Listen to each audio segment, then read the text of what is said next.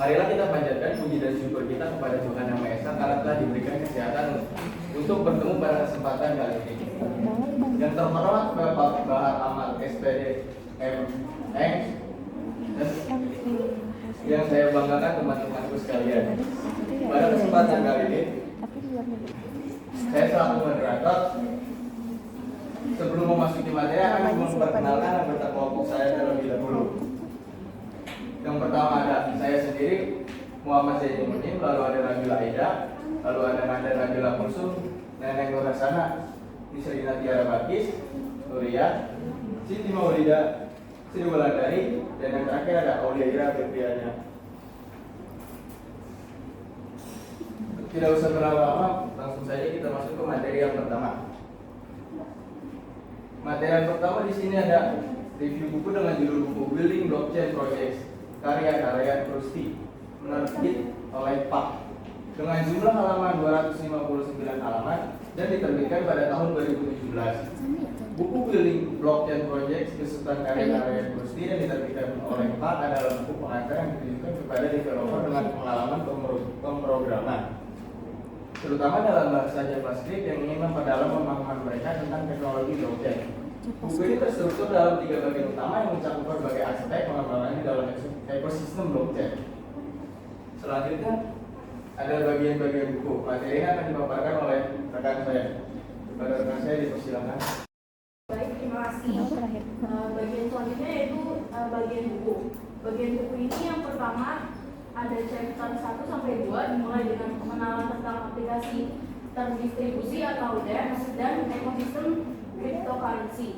DEX ini sendiri adalah aplikasi yang bergerak secara terdesentralisasi, yang berarti tidak ada satu pihak yang mengendalikannya. Secara keseluruhan, DEX ini bergerak layaknya aplikasi biasa atau apps yang ada di ponsel, tetapi bedanya DEX ini berada di Web3. Yang selanjutnya ini mencakup konsep-konsep dasar seperti decentralized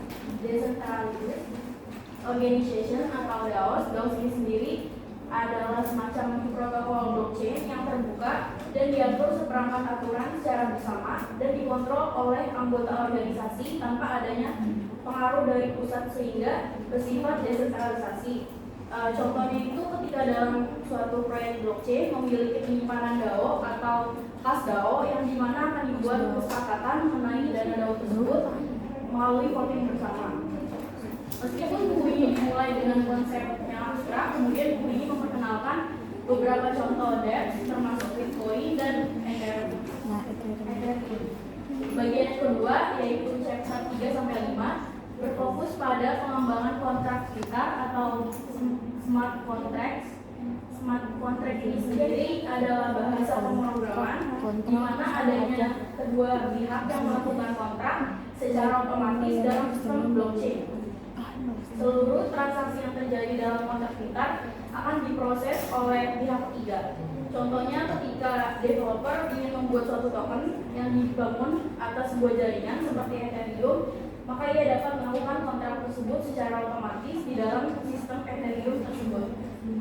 Mencakup pemahaman mendalam tentang bahasa pemrograman yang digunakan untuk menulis kontrak pintar di Ethereum. Biasanya smart contract ini dibuat untuk pengembangan token-token yang dibangun di dalam sebuah jaringan. Penjelasan bahasa Solidity mencakup beberapa aspek yang mungkin berbeda dari bahasa pemrograman lain yang sudah dikenal pembaca. Bagian ini juga membahas perpustakaan JavaScript atau Web3.js yang digugakan untuk berinteraksi dengan smart contract serta cara membangun wallet cryptocurrency seperti contohnya Trust Wallet, SafeWall, dan lain-lain. Trust Wallet dan SafeWall ini seperti Dana atau Lopo yang ada di ponsel, namun wallet ini berada di Web3. Bagian ketiga buku, chapter 6-9 memasuki ranah pengembangan smart contract tingkat perusahaan, meskipun bahasa utamanya tetap menggunakan JavaScript. Bagian ini menggali di dalam topik seperti platform deploy smart contract, penggunaan layanan eksternal melalui Oracle, contohnya untuk membangun aplikasi taruhan, dan penggunaan platform pengembangan travel untuk manajemen proyek kontrak kita yang lebih kompleks. Selanjutnya akan dijelaskan oleh Pak Said. Selanjutnya di sini ada permasalahan. Yang pertama adalah kualitas pengeditan salinan dan pengindeksan terasa di bawah rata-rata.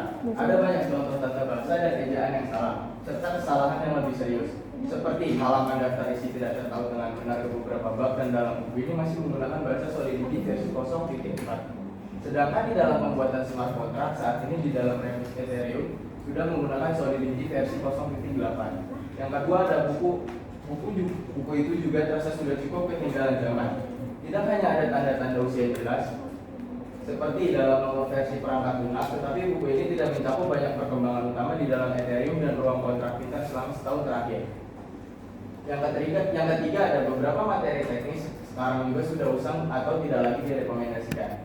Sebagai contoh, masalah yang dimiliki jaringan Ethereum dengan menyediakan testnet yang stabil dan memungkinkan pengembang untuk menguji di lingkungan terdistribusi yang sebenarnya bahkan tidak disebutkan. Implementasi dari bloknya sendiri ada blockchain konsorsium.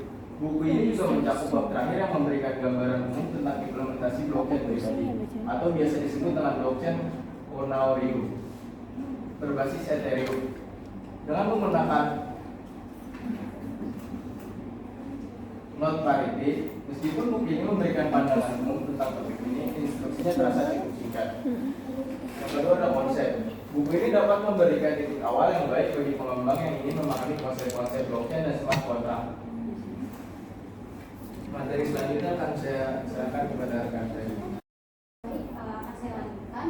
Selanjutnya ada review jurnal dengan judul Rancangan Private Cloud berbasis infrastruktur as a service dengan nama jurnal Prosisco, volume dan halaman code-nya 8, halaman 5 sampai 11, tahun terbit 2 September 2021. Penulisnya Gonzales Mirno, Sulistiono Edi Rahmat, dan Susan Tisna.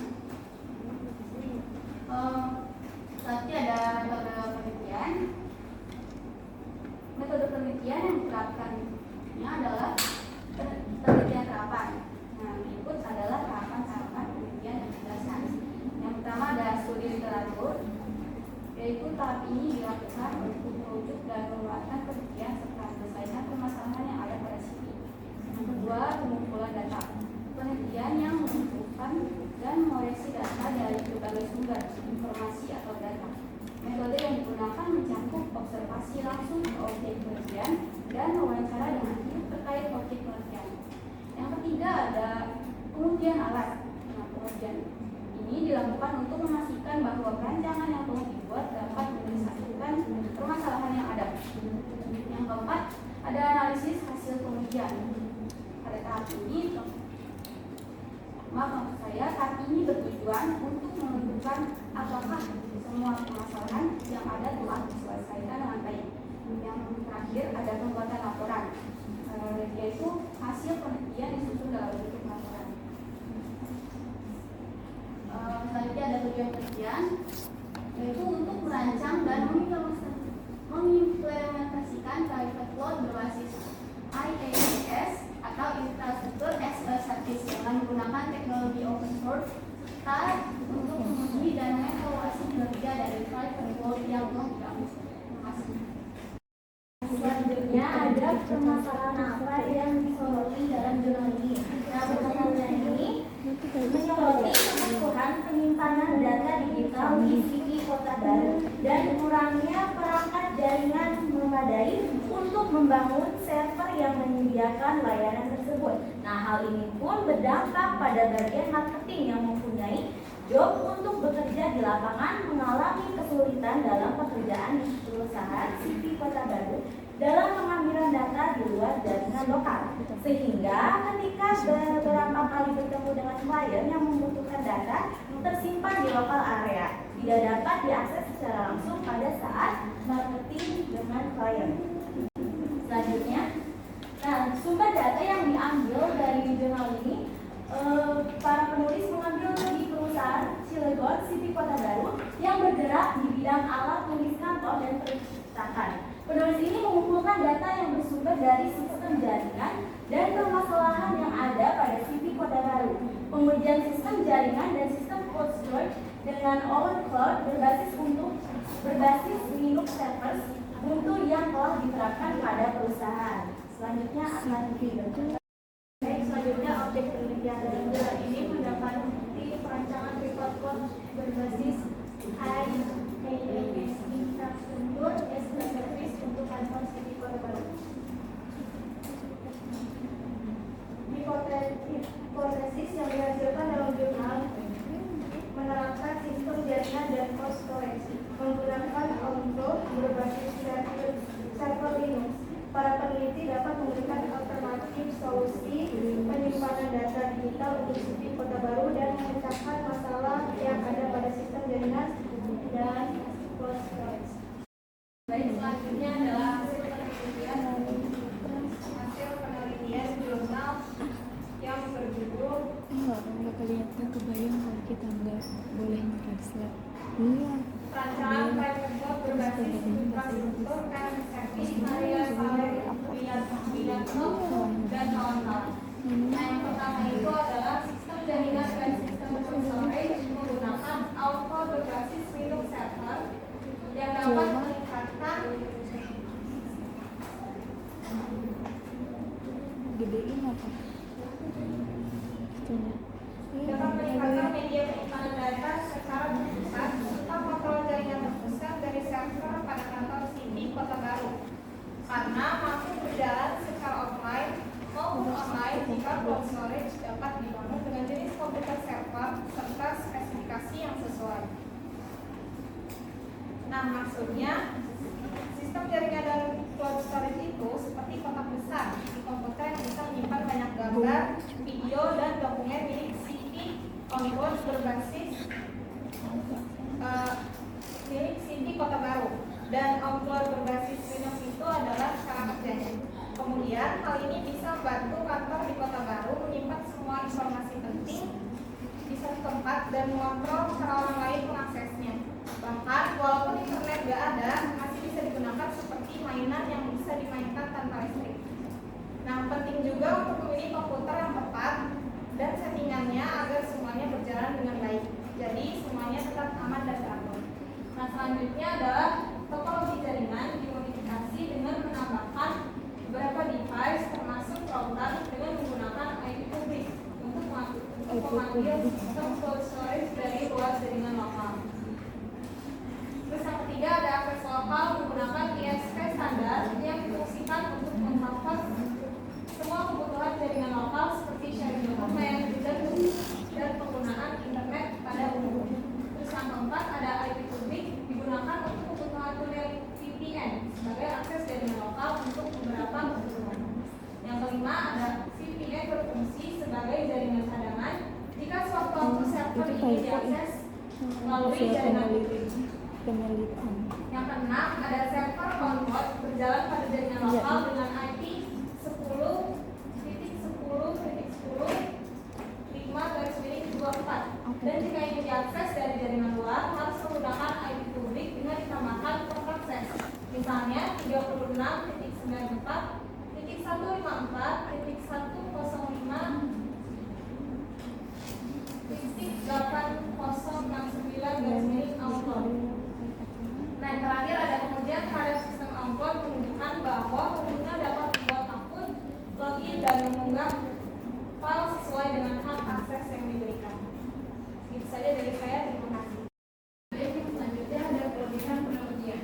Dengan adanya implementasi City Kota Baru dapat memanfaatkan sistem jaringan dan cloud storage untuk menyimpan dan berbagi data dengan lebih mudah, aman, dan efisien. Sistem ini juga dapat diakses secara fleksibel melalui jaringan lokal maupun jaringan publik dengan menggunakan jalur VPN untuk akses dari luar jaringan lokal. Penelitian ini memberikan solusi alternatif dalam penyimpanan data secara digital bagi City Kota Baru dengan menggunakan sistem jaringan dan sistem cloud storage berbasis Linux. Baik, selanjutnya ada kekurangan penelitian. Yang pertama itu, penelitian ini hanya dilakukan pada satu perusahaan, yang berarti penelitian ini tidak melibatkan perusahaan lain, sehingga generalisasi hasil penelitian ini terhadap perusahaan lain mungkin terbatas. Nah, karena penelitian ini hanya terbatas pada satu perusahaan, maka hasilnya mungkin tidak bisa dijadikan acuan yang kuat untuk perusahaan-perusahaan lain karena situasi atau karakteristiknya mungkin saja berbeda. Nah, jadi gini, penelitian ini mungkin bisa relevan dengan perusahaan ini yang seperti Kota Baru, tapi belum tentu relevan dengan perusahaan lain. Yang kedua, tidak ada perbandingan dengan metode atau sistem yang digunakan oleh perusahaan sejenis. Nah, yang berarti peneliti tidak melakukan perbandingan dengan solusi yang sudah ada di pasar atau industri yang sudah ada, sehingga sulit untuk menentukan sejauh mana penggunaan sistem yang diusulkan dalam penelitian ini. Nah, karena tidak ada perbandingan yang dilakukan, maka sulit untuk menilai atau menentukan sejauh mana sistem yang diusulkan dalam penelitian ini memiliki keunggulan dibandingkan dengan yang sudah ada. Nah, dengan kata lain, tidak ada kerangka referensi yang dapat digunakan untuk mengukur apakah sistem yang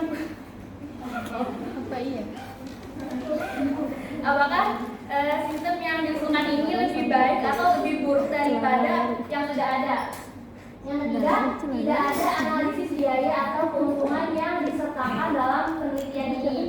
Nah, yang berarti peneliti tidak melakukan analisis atau perhitungan terkait biaya yang diperlukan untuk menerapkan sistem yang diusulkan, dan juga tidak ada analisis terkait potensi keuntungan atau manfaat yang mungkin diperoleh dari sistem tersebut, sehingga sulit untuk menilai aspek ekonomi dari penerapan sistem yang diusulkan. Nah, jadi penelitian ini tuh tidak memberikan informasi yang cukup untuk mengevaluasi apakah sistem yang diusulkan ini memiliki keunggulan dari segi ekonomi atau sebaliknya.